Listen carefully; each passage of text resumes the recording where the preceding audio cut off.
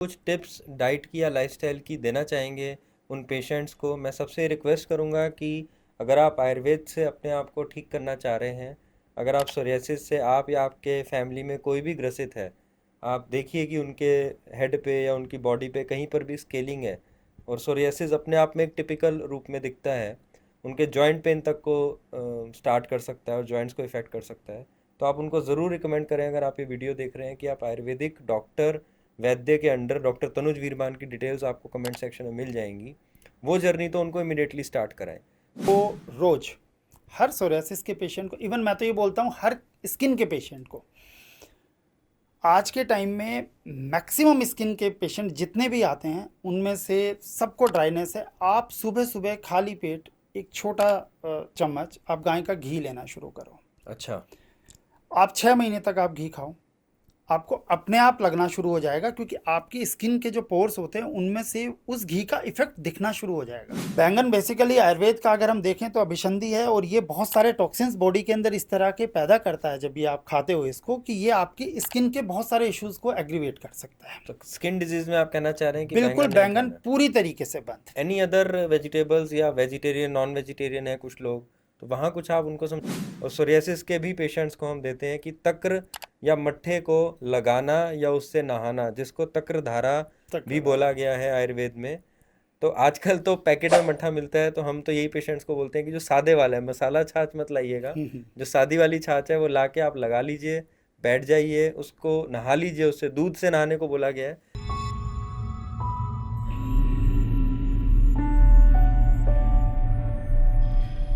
नमस्कार, आयुर्दर्शन के एक नए एपिसोड में आपका स्वागत है। एंड आज मेरे को ये पर्सनली एक बड़ा अच्छा लग रहा है कि मेरे एक प्रिय मित्र एंड वो व्यक्ति जिसको मैं हर मंच पे रिगार्ड करता हूँ, कि शायद वो एक पहले ऐसे डॉक्टर थे जिनसे मैंने भी मोटिवेट होके क्लिनिकल प्रैक्टिस या क्लिनिक की तरफ अपने आप को फोकस किया। Doctor Tanuj Veerbhan last 16 years से गाज़ियाबाद और नियर बाई एरियाज़ में प्रैक्टिस कर रहे हैं, विशुद्ध आयुर्वेद चिकित्सा, प्योर आयुर्वेदिक प्रैक्टिशनर के तरीके से, लाइफस्टाइल डिसऑर्डर्स में and specific focus, special focus skin disease. Right, तो आयुर्वेदा में स्किन डिजीज़ के लिए काफ़ी अच्छे साइड इफ़ेक्ट्स फ्री और परमानेंट सॉल्यूशंस मिलते हैं। आने वाले एपिसोड्स में हम इनके साथ काफ़ी सारे स्किन डिजीज़ के ऊपर बात करेंगे। आज का जो टॉपिक है वो स्किन डिजीज़ के साथ साथ अपने आप में एक ऑटो इम्यून डिसऑर्डर है। हम बात कर रहे हैं सोरियासिस की। इसको कई लोग कंफ्यूज कर जाते हैं किसी दूसरी बीमारी से, तो प्लीज़ उसको ना करें। ये एक बड़ा ही सरलता से मैनेज होके ठीक होने वाला प्रॉब्लम है। कई बार आपके हेड में स्केलिंग, डैंड्रफ या फ्लेकिंग से ये स्टार्ट होगा, आपके पूरे बॉडी में स्केलिंग फ्लेक हो जाएंगे, आपको ड्राइनेस होगा, इचिंग होगा, इसके साथ साथ अर्थराइटिस और कई और प्रॉब्लम्स भी स्टार्ट हो जाती हैं। तो इसके बारे में आज जानते हैं डॉक्टर तनुज वीरभान से, समझते हैं कि कैसे सोरियासिस, जो कि एक ऑटो इम्यून डिसऑर्डर है लेकिन एक विकट रूप ले लेता है कई बार स्किन डिसऑर्डर के रूप में, और पूरी बॉडी में इतना ज़्यादा स्प्रेड हो जाता है कि ये डेटा में आया है कि लोग डिप्रेशन में जा रहे हैं। They are one of the highest ratios, जो लोग सोरियासिस से सफ़र कर रहे हैं उनको डिप्रेशन या साइकोलॉजिकल डिसऑर्डर्स भी हो जाते हैं, बिकॉज वो कॉस्मेटिकली वो इतना अच्छा नहीं लग पाते हैं जो एक नॉर्मल ह्यूमन बीइंग की तरह उनको लगना चाहिए। तो ये काफ़ी चैलेंजिंग डिजीज़ है, लेकिन आयुर्वेद से इसका सॉल्यूशन पॉसिबल है। तो वेलकम अगेन, स्वागत है आपका डॉक्टर तनुज जीवन थैंक यू हमारे डॉक्टर पीयूष। प्लेटफॉर्म पे। तो आप थोड़ा सा हमारे फॉलोवर्स को और सब्सक्राइबर्स को बताएं कि जैसे आप पिछले 16 सालों से सोरियासिस और स्किन डिजीज़ में जैसे आपकी एक्सपर्टीज़ है, तो पिछले 16 ईयर्स से जो आप काम कर रहे हैं उसमें सोरियासिस जो ऐसे एक प्रॉब्लम है जिसके बारे में बोला जाता है कि शायद इसका कोई इलाज नहीं है, इसका कोई क्योर, या इसको हम हील नहीं कर सकते या रिवर्स नहीं कर सकते, तो क्या आयुर्वेद में पॉसिबल है? क्या आयुर्वेद में हम सोरियासिस को ठीक कर सकते हैं? देखिए डॉक्टर पीयूष, कि जब भी किसी डिजीज़ के बारे में बात होती है तो आयुर्वेद एक ऐसी पैथी है जो कोज के ऊपर काम करती है। अगर हम दूसरी पैथी की किसी की भी बात करें तो आप देखो, सोराइसिस में जितने भी पेशेंट आते हैं, चाहे उनकी पूरी बॉडी पे हो, चाहे किसी एक लोकल पार्ट पे हो, तो बेसिकली उनका टारगेट जो होता है वो केवल और केवल एक्सटर्नल एप्लीकेशन होता है। हम्म। अब आप एक बात बताइए कि जब कोई स्किन डिजीज है तो हम केवल और केवल एक्सटर्नल एप्लीकेशन से उसको पूरी तरीके से ख़त्म कैसे कर सकते हैं? ये राइट। पॉसिबल ही नहीं है। तो मैक्सिमम पेशेंट ऐसे ही होते हैं कि 20 साल हो गए, हम ये क्रीम लगा रहे हैं, स्टेरॉयडल क्रीम्स हैं, उसको लगाया, वो ठीक हो गए, लेकिन जैसे ही उस क्रीम का असर हुआ उसको वापस से वो दिक्कत होनी शुरू हो गई। जबकि आयुर्वेद ये कहता है कि आयुर्वेद में जिस तरीके से हम लोग देखते हैं तो ऑटोइम्यून डिजीज़ का कोई जगह है ही नहीं हमारे पास। हम हर डिजीज़ को वात पित्त कफ के हिसाब से देखेंगे, उसी की डोमिनेंसी के हिसाब से हम देखेंगे कि किस तरह के इसमें सिम्टम्स आ रहे हैं। इसमें वात के सिम्टम्स ज़्यादा हैं, पित्त के सिम्टम्स ज़्यादा हैं, कफ के सिम्टम्स ज़्यादा हैं, उन्हीं दोष के हिसाब से हम उसका ट्रीटमेंट करेंगे। तो अब बेसिकली जब भी हम सोराइसिस के पेशेंट में देखते हैं तो उनमें एक सब में एक कॉमन जो सिम्टम मिलता है वो है स्किन की ड्राइनेस। और स्किन की ड्राइनेस आज के टाइम में आप मान के चलो लगभग 70% लोगों में स्किन की ड्राइनेस है। उसकी वजह से उनको विटामिन डी डेफिशिएंसी हो रही है।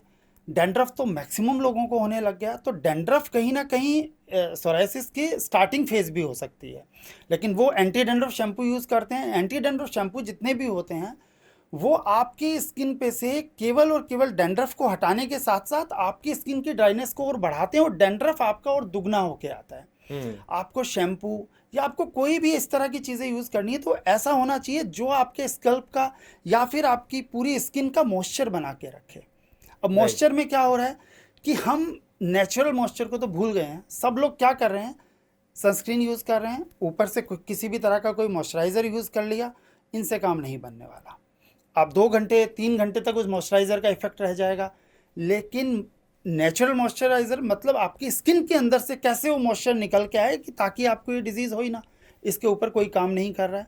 अब देखो सनस्क्रीन का मार्केट जो है वो बढ़ता जा रहा है, लेकिन अगर मैं नेचुरल एक मॉइस्चराइज़र की बात करूं कि घी, इसका मार्केट कम होता चला जा रहा है। घी खाना किसी को पसंद नहीं है, जिसको खाना पसंद है उसको डॉक्टर नहीं खाने दे रहे हैं। तो आप आप घी घी खाओगे, खाने को बोल रहे हैं या आप घी लगाने को बोल मैं रहे घी हैं? खाने को भी बोल रहा हूँ और मैं घी खाने के साथ साथ मैं लगाने के लिए भी बोल रहा हूँ। अच्छा। देसी गाय का घी अगर आप खाओगे और आप उसको लगाओगे तो दोनों में से आप 90% आप सोराइसिस से रिकवर होकर रह सकते हो विदाउट एनी मेडिकेशन। होता क्या है, ड्राइनेस। तो ड्राइनेस के लिए सबसे अच्छा तो यही है कि हम या तो ऊपर से अप्लाई करें या फिर इंटरनल मेडिकेशन इस तरह की ले। तो जितनी भी मेडिसिन भी हम लोग देते हैं वो भी क्या करता है, आपकी जो स्किन की लेयरिंग जो ऊपर से ऊपर बढ़ती चली जाती है, जिसकी वजह से स्केलिंग होकर उसके ऊपर से सफ़ेद कलर की पपड़ियाँ उतरनी शुरू हो जाती है, वो ना उतरे इसलिए स्किन के लिए वो मेडिसिन दी जाती हैं जो आपके स्किन का मॉइस्चर बना के रखे। तो ये सबसे पहले ज़रूरी है कि आपको अपनी स्किन का मॉइस्चर बनाना है।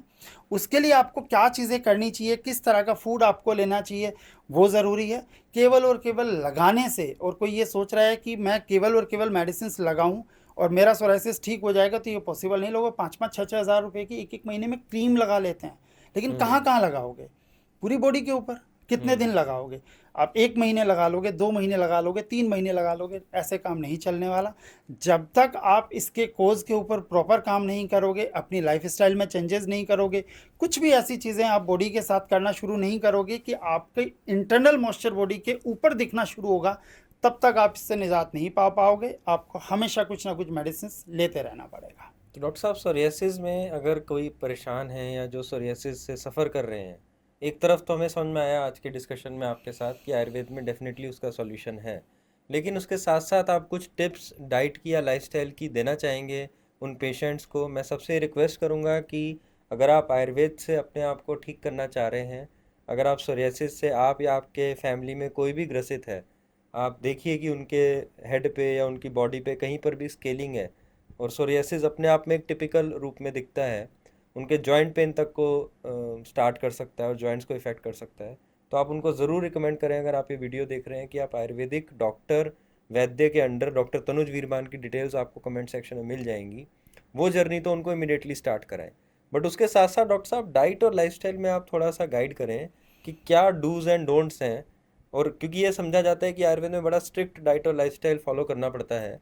एंड इसके साथ साथ हम ये पूछना चाहेंगे कि एक बार अगर आयुर्वेद, जैसे आप बोल रहे हैं कि ठीक कर देता है सोरियासिस को, तो क्या वो दोबारा जो इस डिजीज़ के बारे में बोला जाता है कि ये तो अपने आप भी कई बार ठीक हो जाता है, सीजनल है, या हर साल एक सीज़न में आएगा, तो आयुर्वेदिक डॉक्टर क्लेम करते हैं कि उन्होंने उस सीज़न में इसको ठीक कर दिया, इसमें तो ये अपने आप ही ठीक होना था, लेकिन ये तो फिर अगले साल आएगा, इसको तो हर साल आना होता है। तो ऐसे भी क्रिटिसिज्म हमें झेलने पड़ते हैं। तो आप उसके बारे में क्या कहना चाहेंगे? और उससे पहले थोड़ा सा आप डाइट और लाइफस्टाइल के बारे में भी टिप्स दें कि क्या डूज एंड डोंट्स हैं कि अगर सोरियासिस को हमें ठीक करना है तो। देखिए, डाइट में सबसे अच्छी एक अगर मैं बात बोलूँ तो आपको रोज़ हर सोरियासिस के पेशेंट को, इवन मैं तो ये बोलता हूँ हर स्किन के पेशेंट को, आज के टाइम में मैक्सिमम स्किन के पेशेंट जितने भी आते हैं उनमें से सबको ड्राइनेस है। आप सुबह सुबह खाली पेट एक छोटा चम्मच आप गाय का घी लेना शुरू करो। अच्छा।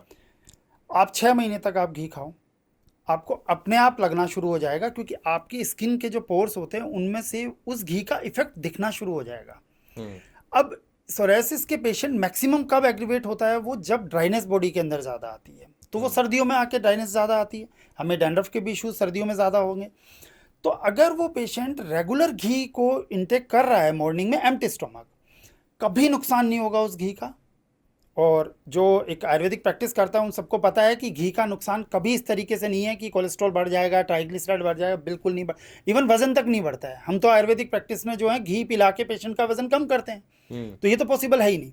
तो एक सुबह सुबह एक छोटा चम्मच गाय का घी अगर पेशेंट रेगुलर लेना शुरू कर दे तो उसको डैंड्रफ के इश्यूज, उसको सोराइसिस के पूरी तरीके से नहीं, लेकिन वो कम से कम अपनी सर्दियां अच्छे से निकाल पाएगा जी। तो ये एक ऐसी चीज़ होगी जिसको आपको कोई मेडिसिन लेने की ज़रूरत नहीं है।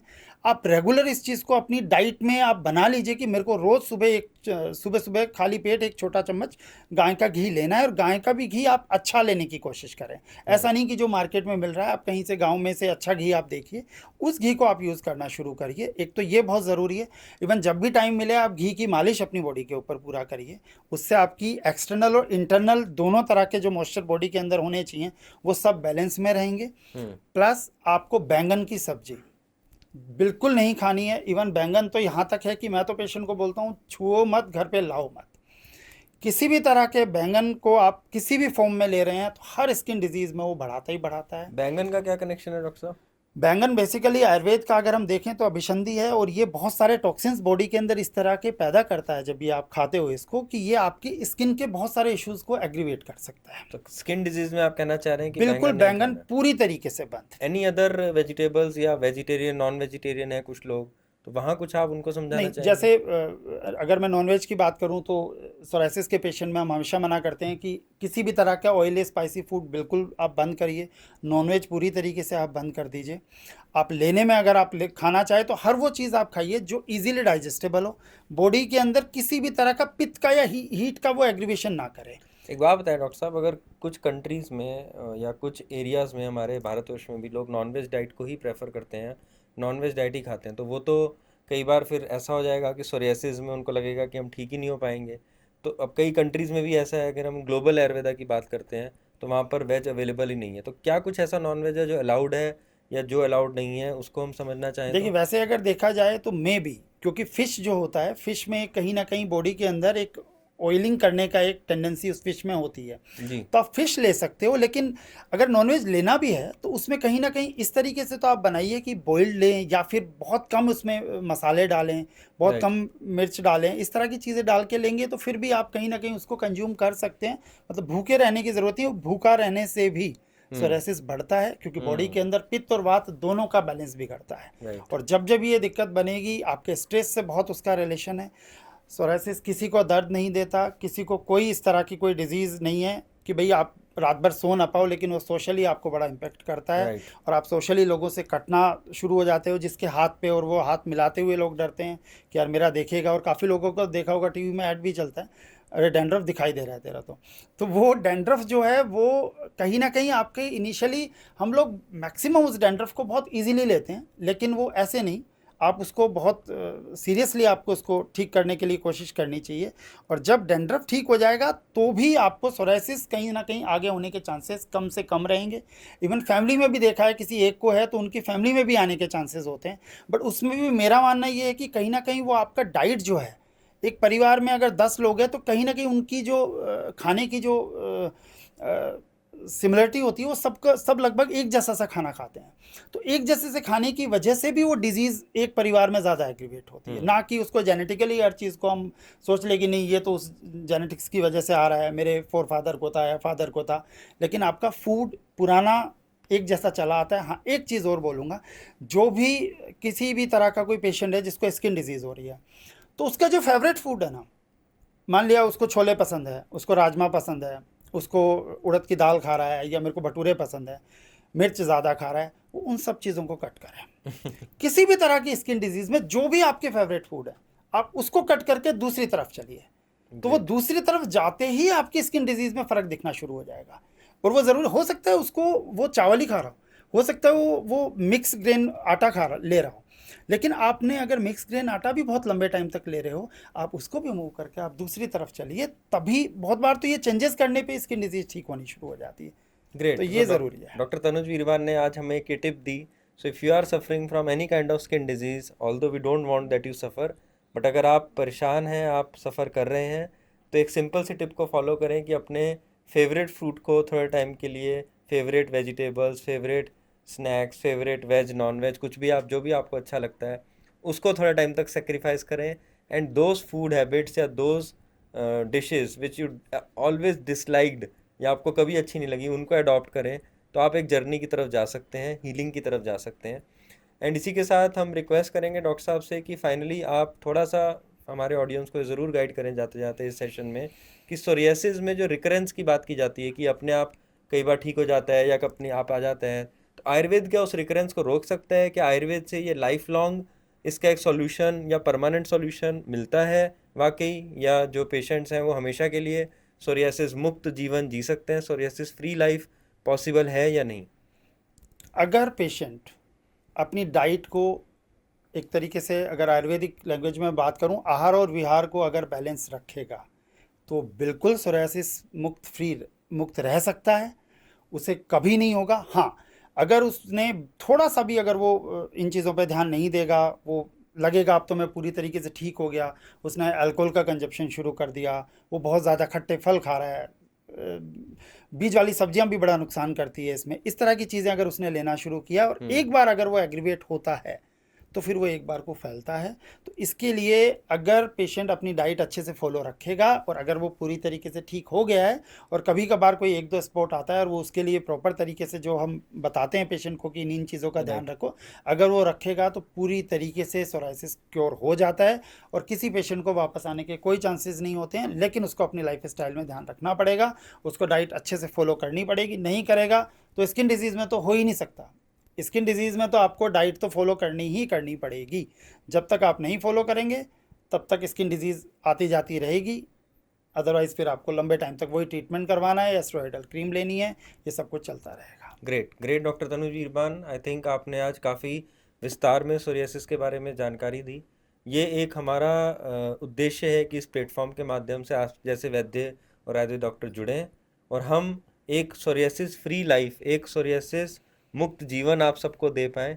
यही हमारा उद्देश्य है। सोरियासिस एक मेरे बड़े दिल का और बड़े पर्सनल लेवल का एक टॉपिक है, क्लोज है, क्योंकि कॉलेज लाइफ से हमने सोरियासिस पे काम करना शुरू करा और हमारे टीचर, हमारे सर ने हमें एक टिप दी जो शायद डॉक्टर साहब भी एग्री करेंगे, आयुर्वेद में भी और हम अपने भी ट्रीटमेंट प्रोटोकॉल्स में और प्लेटफॉर्म पे काफ़ी सारे डॉक्टर्स जुड़े हैं और सोरियासिस के भी पेशेंट्स को हम देते हैं कि तक्र या मट्ठे को लगाना या उससे नहाना, जिसको तक्र धारा तक भी बोला गया है आयुर्वेद में।